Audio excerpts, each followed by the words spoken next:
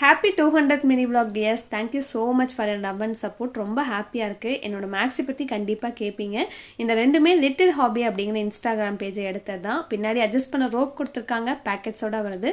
பாப்பாவுக்கு ஒரு கோஆர்ட் செட்டை எடுத்திருந்தேன். எனக்கு குவாலிட்டி ரொம்பவே பிடிச்சிருந்தது. சம்மர் டைமில் போட்டுக்கிறதுக்கு ரொம்ப கம்ஃபர்டபுளாக இருக்குது. கமெண்ட்டில் வாட்ஸ்அப் நம்பர் கொடுக்குறேன், இன்ஸ்டாவில் பேஜ் டேக் பண்ணுறேன், செக் பண்ணி பாருங்கள்.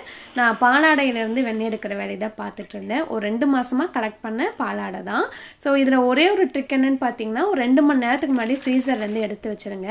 பாலாடை கம்மியாக போட்டு ஒரு 2-3 ஐஸ் கியூப் தண்ணி நிறைய விட்டு அரைச்சி எடுத்திங்கன்னா இந்த மாதிரி வெண்ணெய் ஈஸியாக திரண்டு வந்துடும். நம்ம பாலாடையிலேருந்து எடுக்கிறதுனால இந்த மோர் யூஸ் பண்ண முடியாது. உடனே நான் நெய்யும் காய்ச்சிட்டேன். அடுப்பை சிம்மில் வச்சே கலந்து விட்டுட்டே வந்தீங்கன்னா ரெடி ஆயிரும். கொஞ்சம் தண்ணி தெளிச்சிங்கன்னா படப்படன்னு வெடிச்சிச்சுன்னா நெய் ரெடி ஆயிடுச்சுன்னு அர்த்தம்.